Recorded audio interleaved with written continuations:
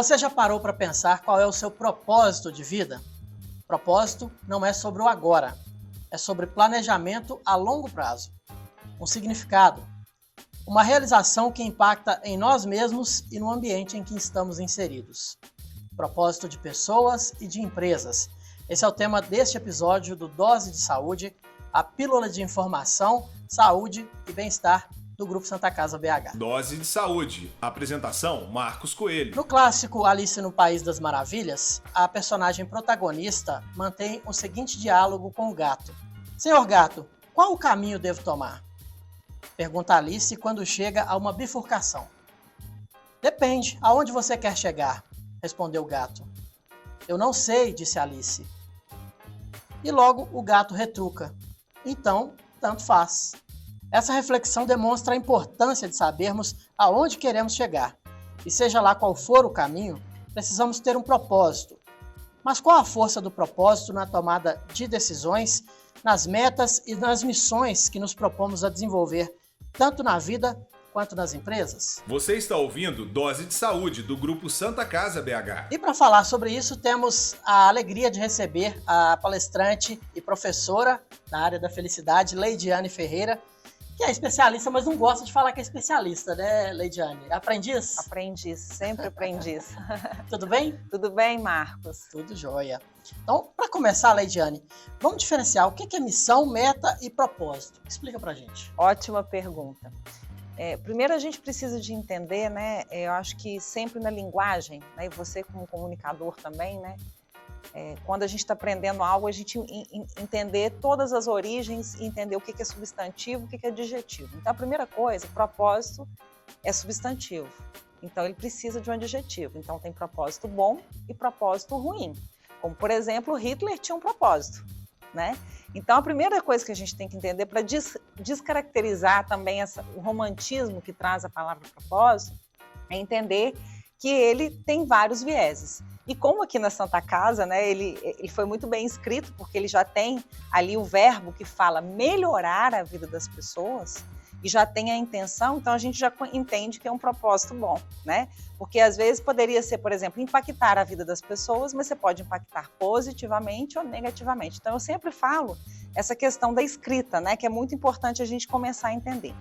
Mas o propósito é uma palavra nova, né, assim, nova, não no dicionário, né, mas no mundo corporativo, no mundo organizacional, da vida das pessoas, que emergiu, e a gente pode falar também que é uma ciência, que nasceu, né, com um psiquiatra, médico, ele era também psicólogo e filósofo, de nome Viktor Frankl, que participou do campo de concentração da Segunda Guerra Mundial e perdeu toda a sua família.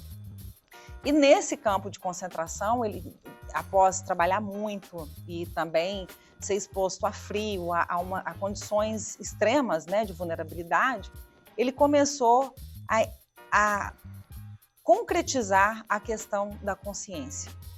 E aí, ele fazia a pergunta para ele, por que eu não cometo um suicídio estando aqui, né, nesse campo de concentração? Aí ele começou a entender que ele tinha realmente um propósito, que esse propósito não estava ligado somente à questão da família, somente à questão das pessoas que ele amava, que também ele tinha essa força, né, esse propósito, de encontrar a família dele, que mais tarde veio a falecer todos na questão da Segunda Guerra. Mas essa força, né, que move o indivíduo, que foi essa força que o moveu no campo de concentração em condições extremas de vulnerabilidade e uma pressão absurda, ele começou a entender que ele tinha um sentido para estar ali, que era de ver a família dele, e ele começou também a entender que o homem começa a entender o seu propósito quando ele vai perdendo as coisas que ele acha que são coisas importantes, ele consegue ter mais clareza desse propósito. Mas falando da linha que eu acredito, né, que eu pesquiso, que é da ciência da felicidade, ligada à psicologia positiva, o propósito ele pode ser entendido como um senso, uma força que leva o indivíduo a um senso de missão. E esse senso de missão está muito conectado com os indivíduos, né? Se a gente for olhar no Aurélio, no dicionário e, né, no Google também, o propósito pode ser confundido com meta. porque lá fala que é algo que leva a um objetivo, alguma meta. Mas nessa esfera, só recapitulando da psicologia positiva, o propósito é uma força motriz que puxa o indivíduo a um senso de missão. E essa missão tem a ver com a missão individual, a missão nas relações e a missão na vocação. Então, é um pouco complexo, mas ao mesmo tempo é simples da gente entender que cada um tem a sua missão individual que conecta com um propósito maior, né? E aí eu costumo falar que para a gente viver e ter consciência desse propósito, a gente precisa de entender essa missão. E a missão número 1, né, segundo vários especialistas aí colocam, é a gente lidar com as negatividades da nossa própria mente. A gente entender profundamente quem nós somos e como nos relacionamos com a nossa mente, né, a nossa própria mente e com o outro. Seria mais ou menos assim, comparando meta com propósito, a meta seria algo alcançável e atingiu aquilo ali e acabou, né? Já o propósito é contínuo. Isso, é como se assim, o propósito, né, no caso da Santa Casa, né, é melhorar a vida das pessoas. A missão está muito ligada à saúde. Por exemplo, eu como professora posso ter o mesmo propósito da Santa Casa, de melhorar a vida das pessoas, mas a minha missão é formar líderes com consciência. Da Santa Casa, a missão está muito ligada ao servir na consciência da saúde, né? E a meta da Santa Casa pode estar ligado, por exemplo, à questão de ter, por exemplo, 1.000 leitos, expandir 1.000 leitos ano, isso é uma meta.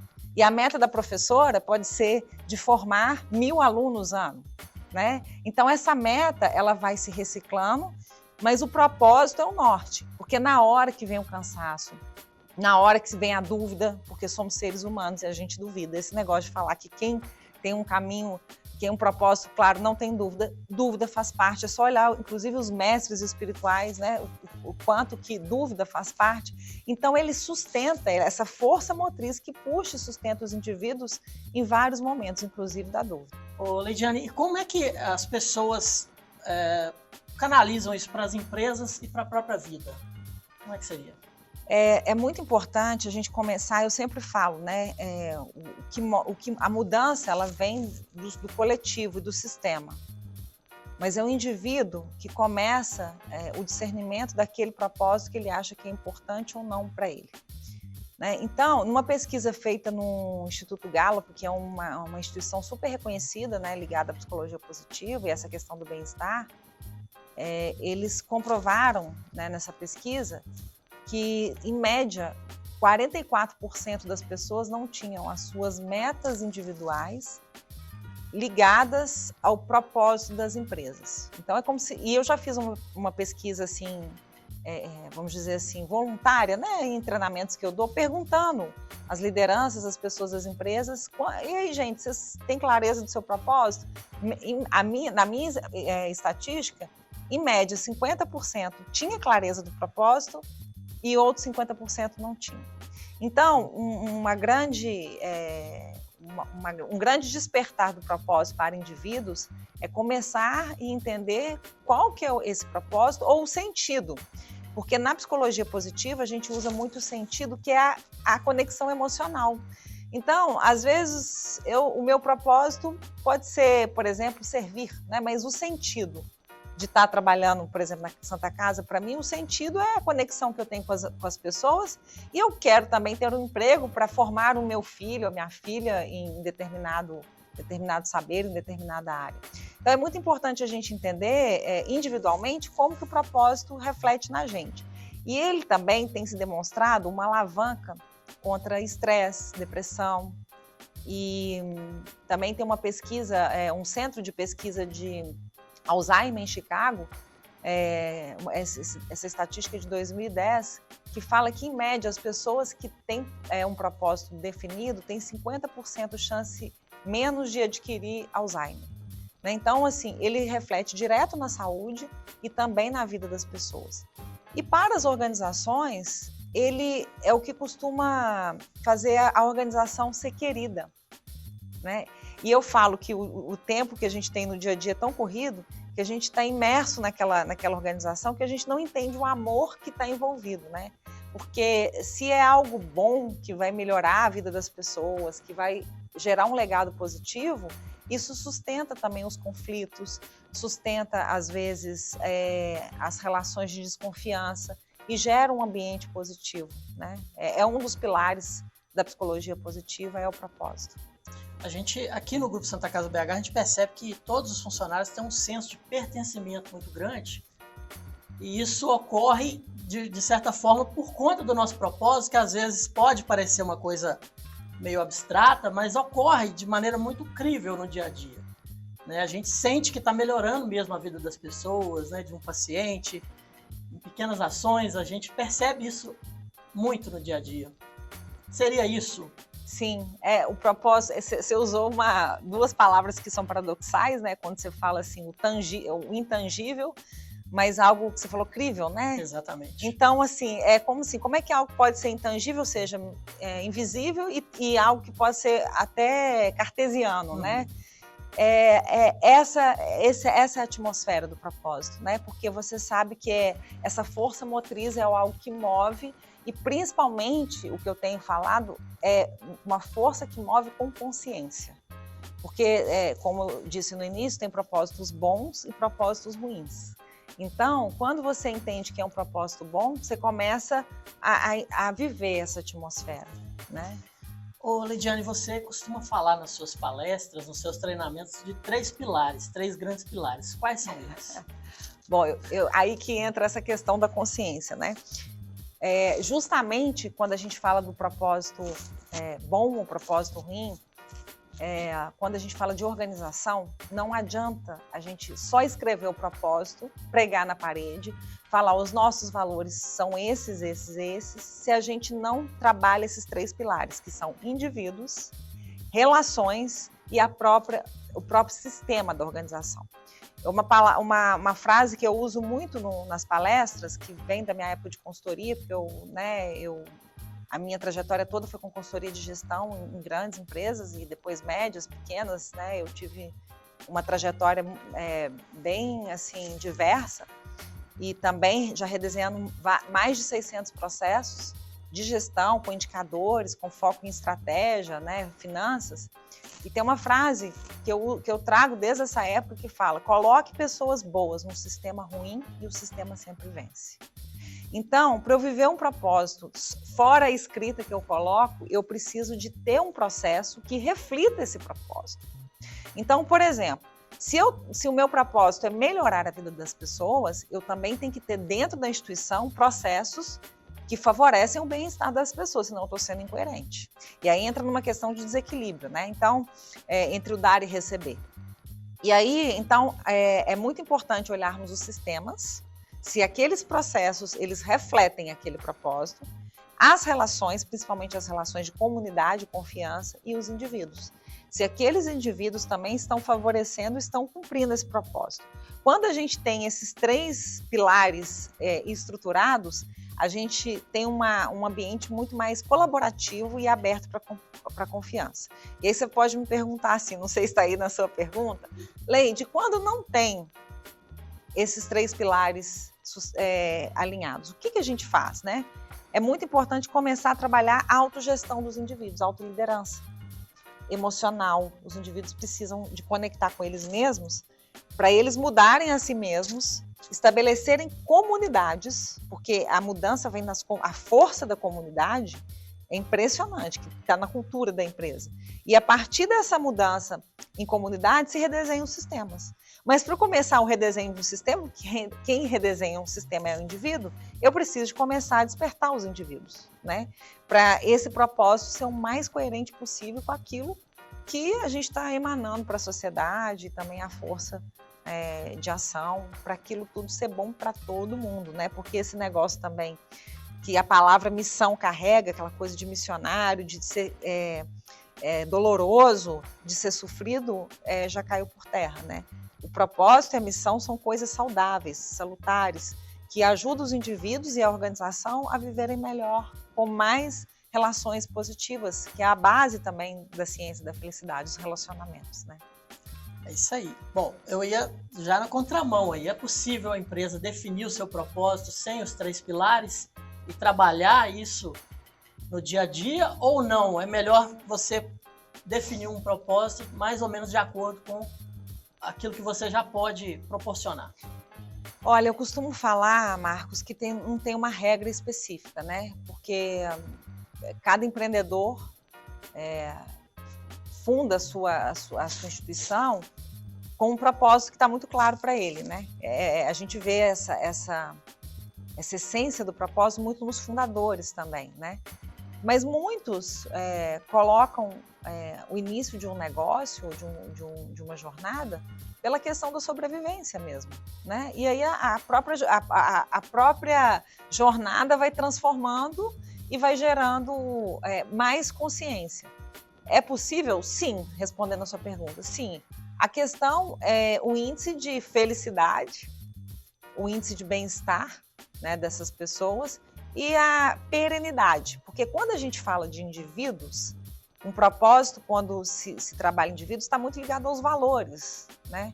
E quando a gente fala de organização, a gente precisa de trabalhar a perenidade, que é o que você iniciou falando, o longo prazo. Perenidade, né, como é que aquilo ali vai se manter. E aí você tem que trabalhar muito as relações de confiança. E uma palavra que eu tenho trazido muito à mesa é vulnerabilidade. Não existe confiança você não demonstrando o quão humano você é. É muito fácil, eu confio em você, mas eu não me abro, não mostro minhas fragilidades. E aí, como é que a gente vai trabalhar a humanidade nessa relação? Né? É verdade. Bom, Lidiane, muitas pessoas nunca pararam para pensar nessa questão de propósito, né? Como é que as pessoas podem colocar isso em prática? Elas querem colocar isso em prática, mas não sabem como chegar lá. O que você pode nos orientar nesse sentido?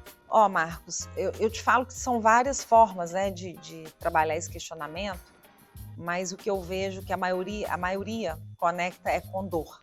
Às vezes alguma dor que você está passando, não só dor física, mas dor emocional, né? Insatisfação. Então, é um bom caminho para você começar a entender se você não está satisfeito, se é alguma coisa ligada aos valores. Quando eu falo valores, por exemplo, às vezes é a confiança, o respeito, né, a excelência, a forma de comunicar, isso tudo impacta nos indivíduos, né, não estarem conectados com o propósito. Então, essa questão da dor, né, no meu caso, quando eu comecei o meu caminho, eu ficava inquieta, eu queria saber qual que é o meu propósito, mas antes tinha uma dor que eu precisava de curar, que era dor, eu estava em burnout, num estresse profundo, e eu falava assim, como eu vou sair disso aqui? Né? Então, atenção para algo que está te incomodando muito, está te fazendo sofrer, pode ter uma pista ali de como esse propósito está emergindo na sua vida. Né? E eu falo que o propósito, às vezes a gente acha que essa palavra é bonita, mas é muito mais uma consciência. Né? Os grandes mestres espirituais, eles falam que o verdadeiro propósito é viver o momento presente com presença e com sabedoria, independente da sua profissão. Né? Então, quando você vive com presença, com sabedoria, você está conectado com o outro, com a relação com o meio ambiente, com o todo, e aí sua consciência expande. Né? E uma outra forma também, né, é uma ferramenta muito importante que eu acredito que ajuda muito nessa questão do propósito, é a meditação. A meditação vem do latim meditare, que é estar no centro. Então, quando você medita e acalma sua mente, você começa a estar no centro e começa a ter um diálogo interior mais forte que trabalha essa questão, né? E fora isso, muito autoconhecimento, a meditação é autoconhecimento, né? Tudo isso que eu estou falando é autoconhecimento. Terapia, tem cursos, né, especializados, né? Eu mesmo tenho um curso que eu ajudo as pessoas a identificarem seus propósitos e eu deixo muito claro, não é fórmula mágica.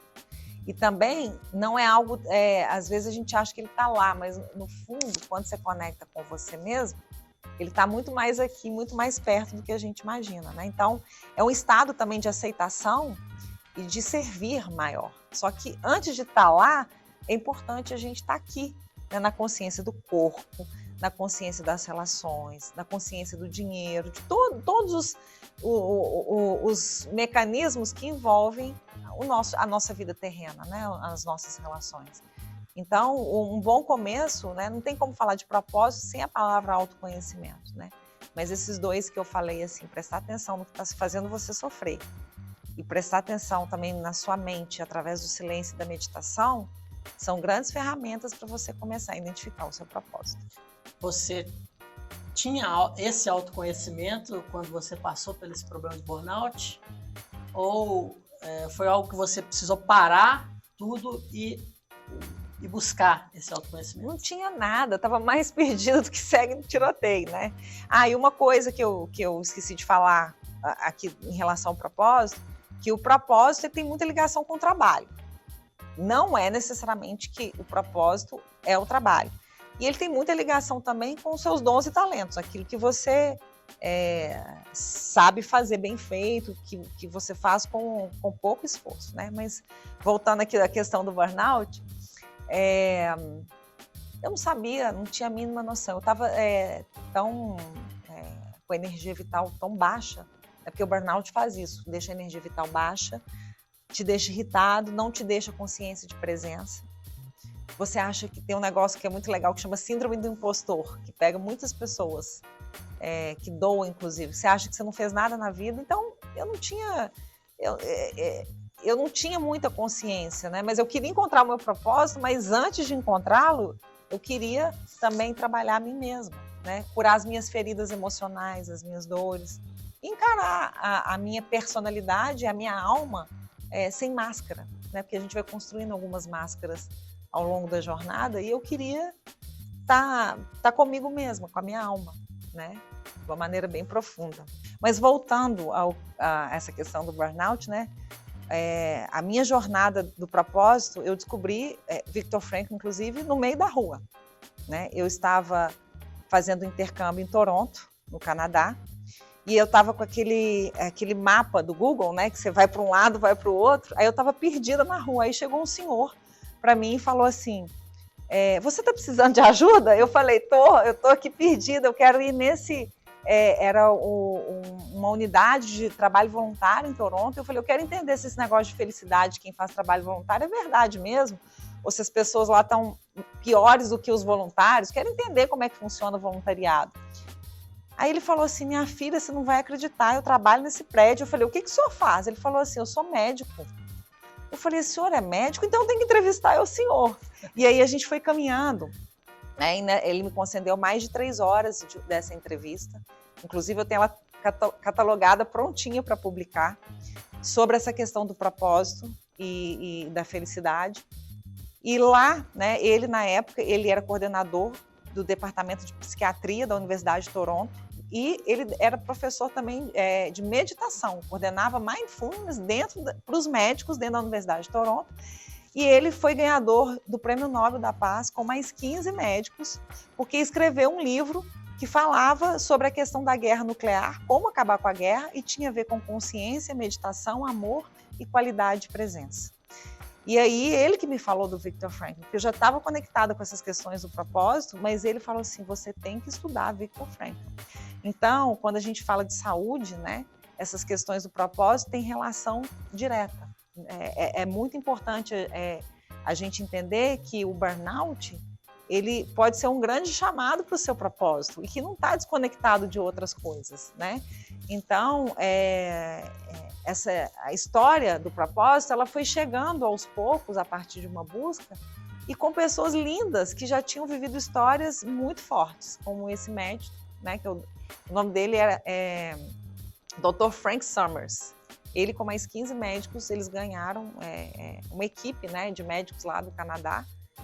E foi ele que me apresentou Viktor Frankl de uma maneira assim, muito profunda e falando dessa questão do sentido, né, e da felicidade. Então, nessa jornada, eu não estava assim, procurando o meu propósito, mas eu estava em busca de mim mesma, vamos dizer assim. E a definição de propósito veio nessa jornada. Bacana, né? Quer dizer, era para ser mesmo. Era para ser mesmo. Ô, Leidiane, nesse mês de maio, a Santa Casa BH completou 123 anos. E o Grupo Santa Casa BH, como você, né, já até fez o seu dever de casa, você sabe que o Grupo Santa Casa BH tem o propósito de melhorar a vida das pessoas. Então, neste mês foram realizadas diversas ações para reforçar esse propósito junto aos colaboradores. Entre elas, essa edição do podcast que a gente está gravando nesse momento, né? Então eu gostaria de compartilhar com você e com os nossos ouvintes o depoimento de um dos nossos funcionários, o Júlio César Pereira, que ele publicou isso na conta dele no LinkedIn. Dizem que o contador é o médico que cuida da saúde da empresa. Aqui no Grupo Santa Casa BH, não cuido de pacientes, mas ajuda a cuidar dos números. E se a saúde financeira vai bem, significa que podemos cuidar mais e melhor das pessoas. Orgulho em ser parte dessa instituição e contribuir para melhorar a vida das pessoas. Bacana, né? Quer dizer, ele soube entender, né, o propósito da empresa, incorporou mesmo. Ele entendeu o sistema, né? Porque, igual ele falou, ele não atende direto os pacientes, mas ele organiza as finanças, que inclusive isso na ciência da felicidade, a gente fala que é o hedonismo, né? A gente não tem um propósito pleno sem uma base boa. Então, organizar a casa, né, quando a gente fala a casa no sentido de dar essa estrutura para atender, é a ideia de visão de consciência de sistemas, que está tudo interligado e que todo mundo está fazendo a sua parte. Porque, né, uma equipe que trabalha, que falha naquele sistema, ela para o hospital. O hospital não, o complexo, né? Para tudo. Então, essa consciência de que não existe só uma personalidade ali mais importante do que a outra, dá esse viés de propósito, né? Dessa liga aí que a Santa Casa tem. Gente, é impressionante, a gente sente na hora que entra no ambiente, é muito bom, né? Tá aqui, é mesmo no ambiente, o clima, ele é um clima muito forte desse propósito. Que bom, Lidiane. E é interessante esse exemplo do Júlio, porque ele é uma pessoa, assim, teoricamente dos bastidores, trabalha no administrativo, né, na controladoria. E quando a gente falou, né, de que é muito perceptível, né, essa questão de melhorar a vida das pessoas aqui dentro, a gente às vezes imagina o médico, o enfermeiro, o técnico de enfermagem e tantos outros profissionais, né? E às vezes a pessoa fazendo a função dela ali, o administrativo, ela tem essa noção, né, de que está melhorando realmente a vida das pessoas. E eu não te conto, Marcos, que a ciência da felicidade, um dos estudos de vocação e propósito, surgiu com faxineiras de hospitais.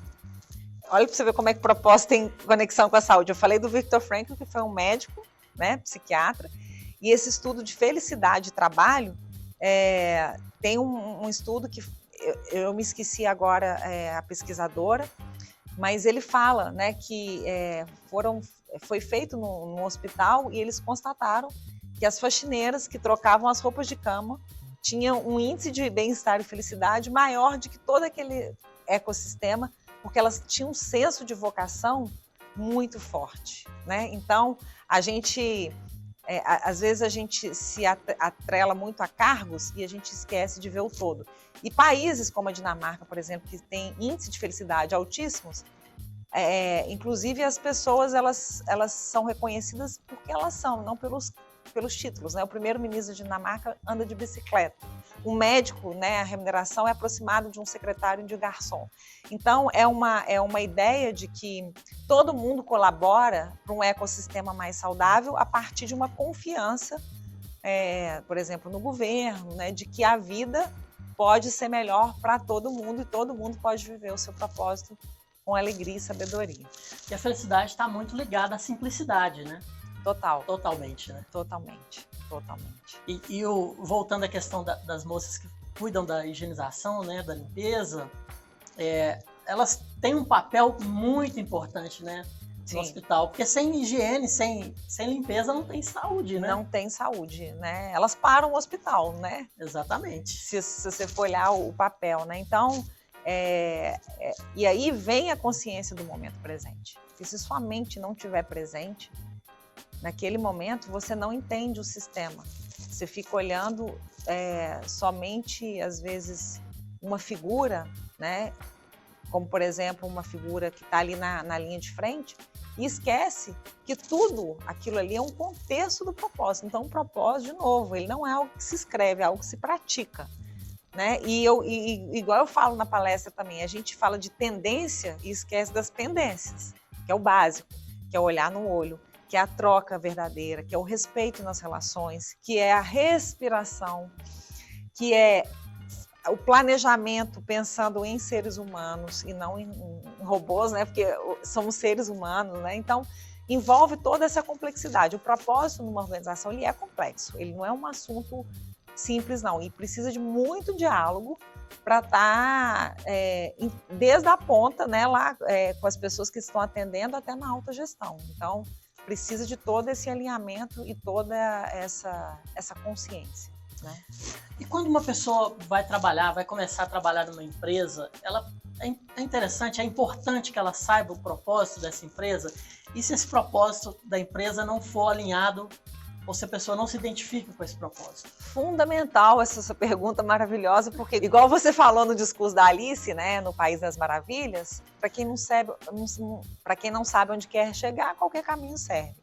Então, o indivíduo que tem clareza, né, do seu próprio propósito, da sua própria consciência, ou do sentido, ou da missão, né, ou da sua meta, começa de algum lugar, né, ele se coloca com muito mais autoconfiança e ele dá menos trabalho para as lideranças, né? Porque, como a gente falou, a vocação, quando a gente faz o que a gente ama e está conectado com essa força, o organismo, o corpo, ele gera um hormônio que a gente fala que é um neurotransmissor da felicidade, que é a serotonina, que gera autoconfiança e bem-estar. Então, esse indivíduo ele vai dar muito menos trabalho, né? Então, tanto para a organização, para a liderança, quanto para ele mesmo. E quando você não faz o que você não gosta, o seu cérebro fica pensando só coisas negativas. Isso gera um ambiente extremamente tóxico, extremamente caótico para a vida da pessoa e para os colegas, né? Então, é fundamental, respondendo a sua pergunta, essa questão do indivíduo saber o propósito, né? Mas como é complexo, Marcos, quem estiver ouvindo e não souber, por favor, não se cobre, né? Se você souber do seu sentido, que é a sua conexão emocional, ou da sua meta, já é um caminho para você estar conectando com aquela empresa, mas pelo menos tem algum norte, né? É isso aí. Ô, Lidiane, e é possível as pessoas viverem sem propósito? As pessoas vivem sem propósito? Nossa, que pergunta complexa, Marcos. Essa aí, eu prefiro não responder, sabe por quê? Porque eu vou falar da minha jornada, né? Assim, porque cada um está na sua consciência, né? Eu acredito que as pessoas que vivem sem propósito, elas não estão vivendo, elas estão sobrevivendo. E elas não estão prosperando no sentido de troca, no sentido de consciência, de saúde, né? Então, assim, eu acredito que é possível viver sem um propósito, mas a questão é se você está vivendo ou se você está sobrevivendo, né? E também tem os propósitos ruins, né? Tem gente com propósito bom e propósito ruim, mas é uma pergunta extremamente complexa, viu? E eu acredito que sim, é possível, mas eu acho que essa relação com o bem-estar do indivíduo, ela se torna extremamente complexa. Mas às vezes não tem uma consciência, mas tem o estado de presença, né? Então é complexo de responder, eu prefiro parar por aqui. Tá certo. Bom, a nossa conversa termina por aqui. Eu gostaria de agradecer a presença da Lidiane Ferreira, que não é especialista, é aprendiz. Aprendiz, tá vendo? Aprendi com você aqui. Professora da área da felicidade, né? Sim, e de gestão, de liderança também. Legal. Lidiane, eu gostaria que você deixasse um recado final e também divulgasse, né, o seu podcast, que é maravilhoso, para as pessoas acompanharem também, e, se possível, dar dicas de livros também para quem quiser se aprofundar no assunto. Claro. Bom, hoje eu trabalho dando consultoria e também desenvolvendo líderes nas empresas, só que é um desenvolvimento com consciência, principalmente individual, né, de saber quem você é, e de sistêmica, né? E eu tenho um podcast que se chama Propósito na Prática, né, que trabalha todos esses temas de indivíduos, de relações e de sistemas, porque a gente acredita que o propósito ele não está só no indivíduo, ele é o que eu costumo falar, né? Vai viver um propósito, né, vai pensar em felicidade dentro de uma guerra, né? Você tem que entender o sistema, como é que o sistema está operando, sem natureza, por exemplo, sem um ar para você respirar. E uma frase que eu gosto muito, que eu trago ela desde o início da minha jornada, e que ela é de Guimarães Rosa, que fala que quem elegeu a busca não deve recusar a travessia.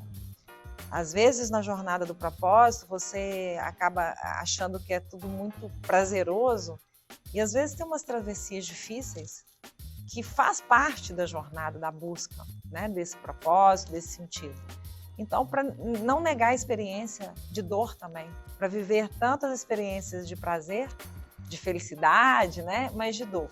E para as empresas, né, para começar, tem um livro do Fred Kaufman que fala de liderança e propósito. Eu acho que são bons começos, né, para começar a conectar com essa questão do propósito, mas tem um arcabouço de livros, mas eu acho que é uma coisa de cada vez, né? Uma coisa vai puxando a outra.